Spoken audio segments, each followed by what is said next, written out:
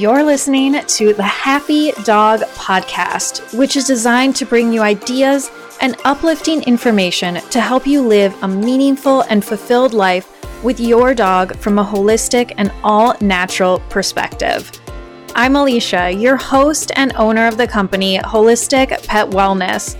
I've been working with dogs for over 10 years in many capacities, and it's led me to be a certified canine massage therapist, animal aromatherapist, herbalist, and nutritionist. I offer services over at holisticpetwellness.co, in person in the Chicago area and remotely to pet parents all over the world. My goal is to give dog parents tools and resources to be proactive and feel reassured in their dog's health journey. So let's dive into this podcast episode. I'm glad you're here.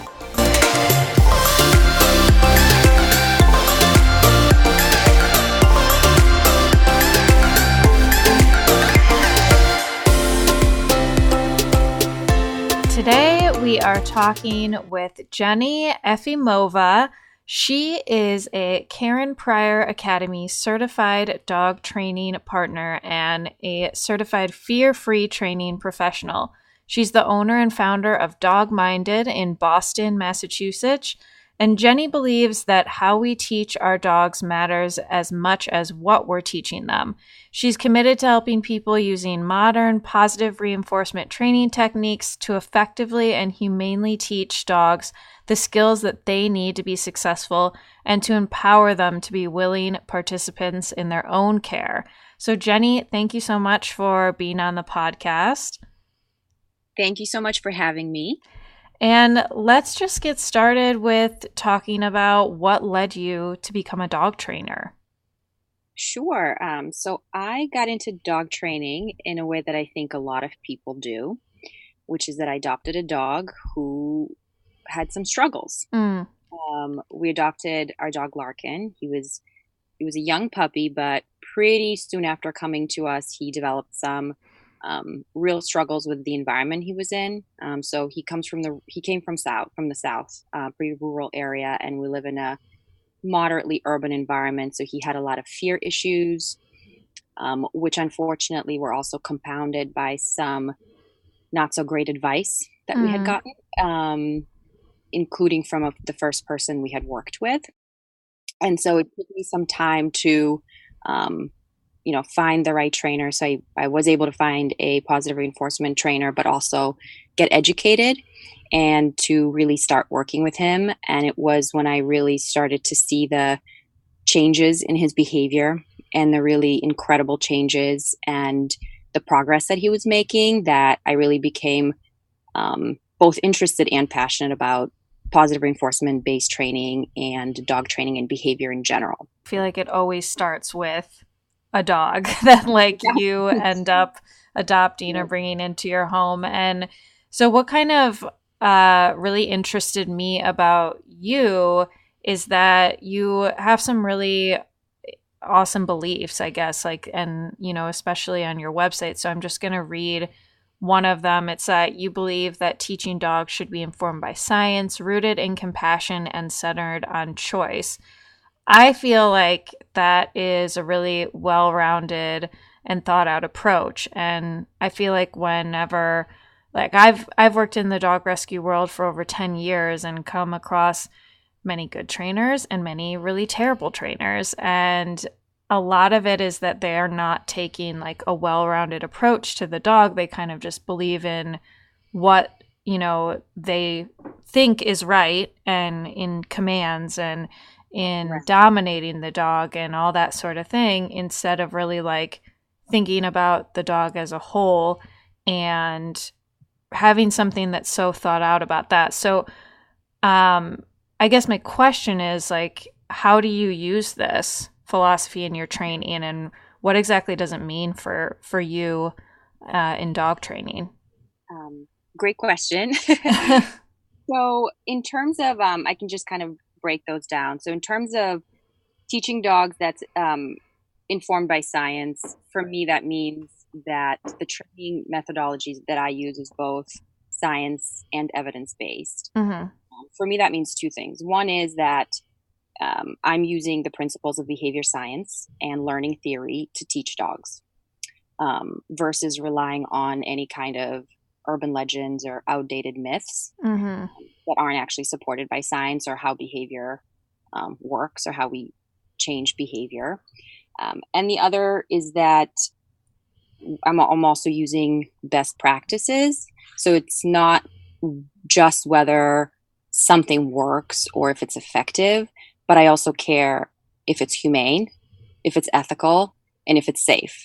Got it. Right. So we have lots of information about certain training methods, tools, approaches that are safer than others, right? And just like if we were to go to the doctor and look for a medical intervention, we would want it to work, but we would also want to know if it has side effects and Yeah. if those side effects are scary. And if they were, we would like something else that was, less intrusive. And I think that's very, very important with dog training, that it's that it's based in science, but that it's also, that we're also using humane and ethical practices that aren't going to be harmful to the dogs in the long term. Mm-hmm. In terms of compassion, I think that means different things to different people. For me, it's not, just being nice, so to speak, to dogs, but really understanding who they are as a species and what it means for them to live in our world, which is a lot, right? Especially when we look at kind of the range of what is normal for dogs in terms of their behavior. Even the most normal manifestations of those behaviors are still not always super compatible with our modern living. Totally. And yeah, so it's hard for them. And I think Yeah. understanding that, really understanding what it means, is really important, because that is going to affect how we work with them, and how we teach and train them. And choice is also kind of an extension of that. It's about acknowledging that animals have agency. Our dogs have agency. They have feelings. They have preferences. And so for me, choice is very much about relationship-based training, which is different from kind of more of a traditional obedience mindset, which is much more compliance-oriented. Mm-hmm. For me, I want to acknowledge that my dog should be able to make choices. And we know that choice is a primary reinforcer for dogs and animals, and that having control over your environment is really, really important.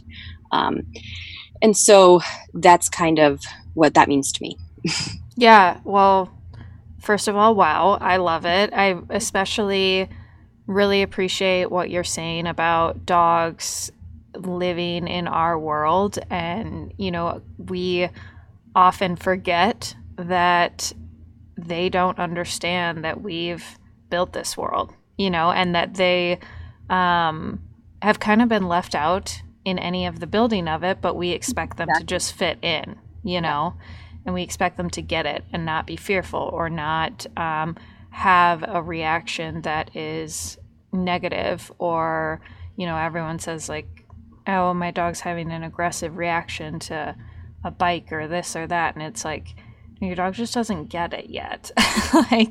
Or it's scared, and I'm not the trainer, so I don't know exactly all of that.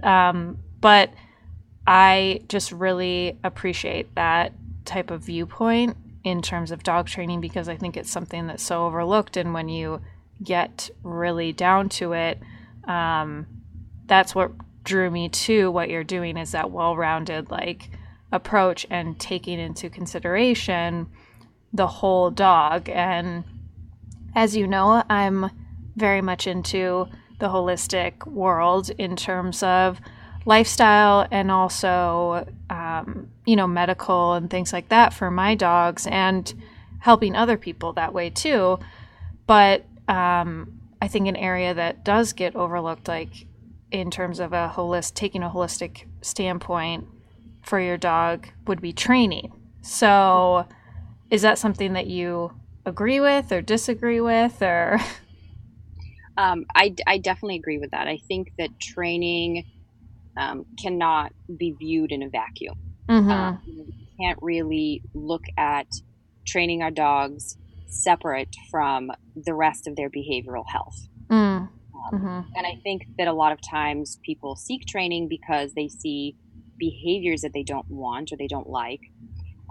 But just focusing on training alone in most situations won't address that. Right. Because, obviously you touched upon the physical health. That's a huge piece of behavioral health. Because physical health impacts behavior. And that includes nutrition, that includes medical and veterinary care. So making sure that our dogs are healthy physically in whatever that entails is going to impact how they behave. It's going to impact the rest of their lives. And then the other piece is that whether or not our dogs are having their needs met is going to have a huge impact on their behavior. That's both from their physical needs, their physiological, and their emotional needs. So when you look at, for example, meeting their physical needs, they need certain type of exercise. And I don't necessarily mean exercise like running your dog into the ground while they're tired and passed out, but the kind of exercise that feels good, like the kind we all need, right? We need to move our bodies, the kind that gives us energy and gives us the good kind of stimulation. So then there's mental stimulation. So dogs have lots of natural behaviors that they need to engage in. That includes sniffing and scavenging and digging and running and chasing and shredding and all of those things. And so if those needs aren't being met, if they aren't getting mental stimulation, then you're definitely going to be seeing behavioral side effects to that. And so in most cases, you are going to be looking at the big picture, at the whole scope of behavioral health, not just training, and certainly not just, I want my dog to stop doing XYZ. Yeah. Because that just stopping behaviors, suppressing behaviors, that doesn't really get us anywhere, and it doesn't teach them the skills they need. So I think with training, you absolutely have to look at the entire picture, and how the dog is feeling, how they're doing physically, if their needs are being met, and then teaching them skills we want them to have to be successful. Yeah, totally. And I love everything you just said. Like, I just think it's something that is so important and so many people should be aware about when they are going to a trainer, or seeking out somebody for training services, is like, what other areas of my dog's life need improvement, So how do you, with your clients, work on, taking into consideration like the whole dog and their training? Because you're just, you're the trainer, so you're not the vet, you're not the nutritionist necessarily, and things like that. So how do you approach this with clients? Hang on a second. Did you know that I have a shop for dogs and their humans where I sell essential oil blends, herbal oils, crystals, meditations you can do with your dogs, and now there is also apparel and accessories and things like mugs. Not to mention that 30% of all apparel, accessories, and drinkware sales are donated to canine cancer research through the American Holistic Veterinary Association. So head on over to shop.holisticpetwellness.co, that's C-O, and go ahead and grab some apparel like the Extra Dog Mom t-shirt or the I Prefer Nights at Home with My Dog tee.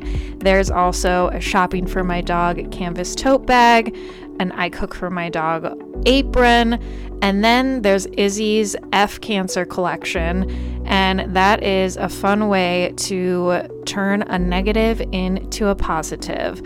So again, head over to shop.holisticpetwellness.co for all your essential oil and herbal oil needs that are safe for dogs and humans, and then check out the apparel as well as 30% of the net proceeds benefit canine cancer research.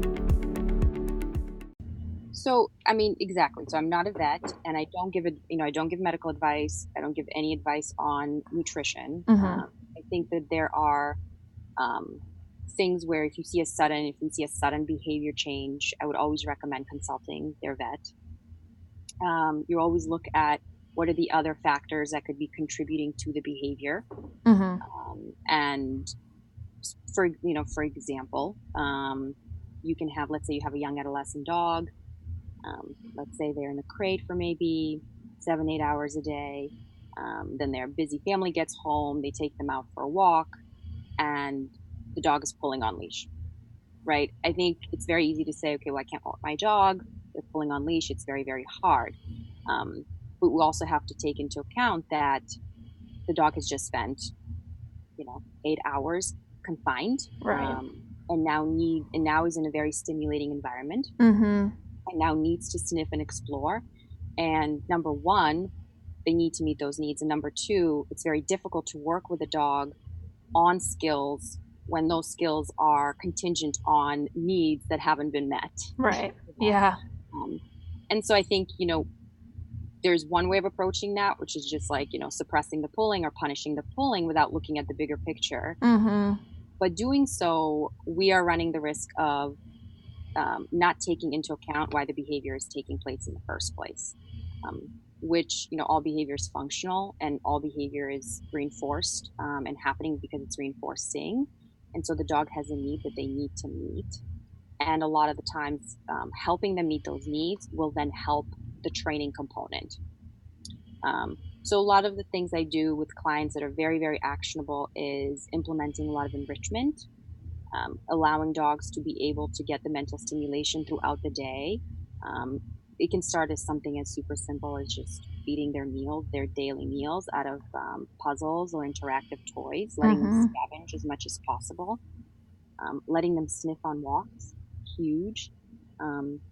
Still seems to be a bit revolutionary. Yeah, which is kind of crazy.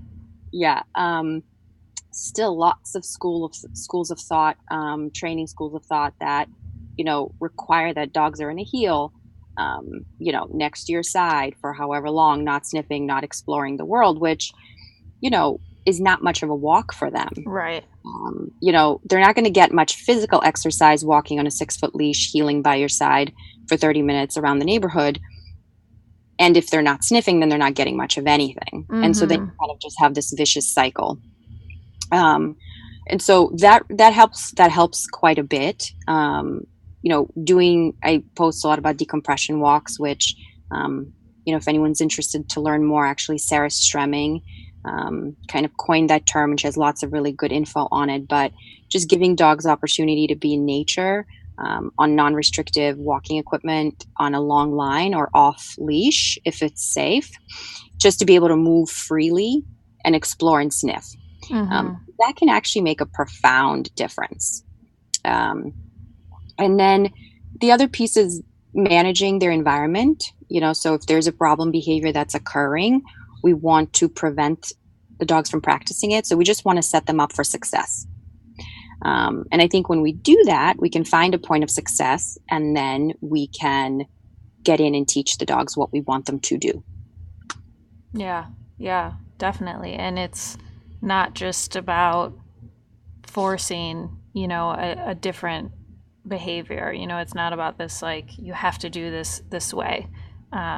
It's about helping them understand, why, in a sense. Exactly. And I think it's actually, I also started off with training philosophy that was very kind of obedience mind oriented. And I know it was a relief for me when I let go of that.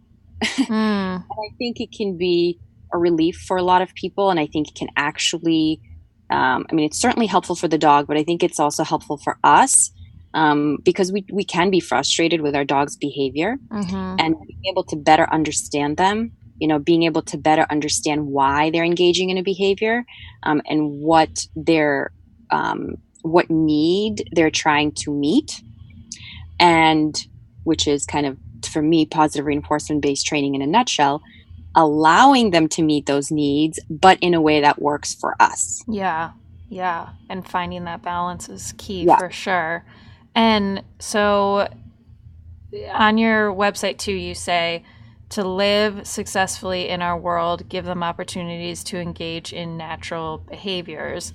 And so kind of as like a closing, because I know it might be hard like to sum this up in a sense, but you know, I'm really into having my dogs engage in natural behaviors, like whether it's digging in the dirt, if they crawl up and stand on the outside table, I let them, like whether or not that is a good behavior or not, like it's just, you know, they're being dogs and they're eating sticks and doing stuff like that. And as long as they're safe, you know, I'm fine with it.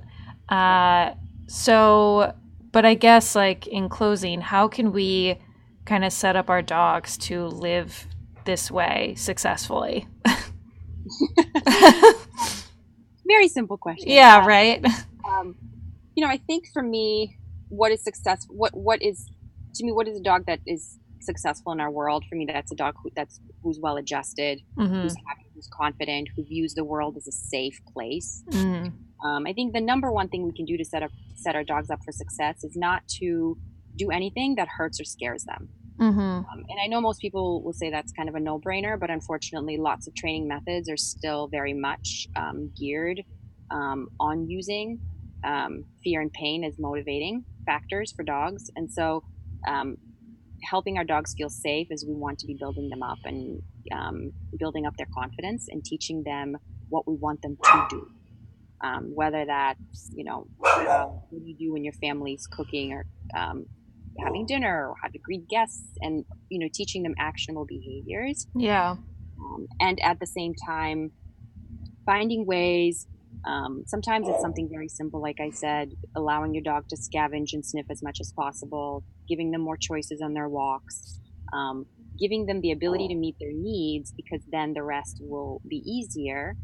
And, understanding that they are a different species, right. Yeah.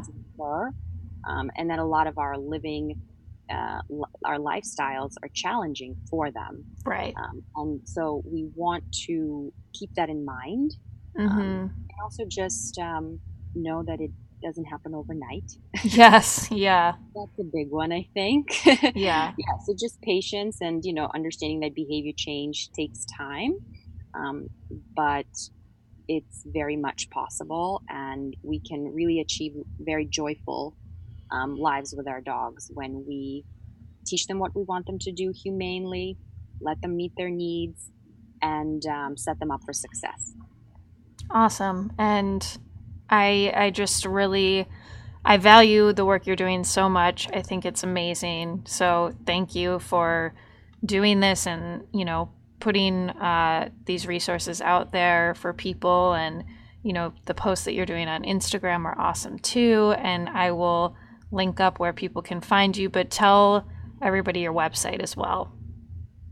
So my website is www.dogmindedboston.com.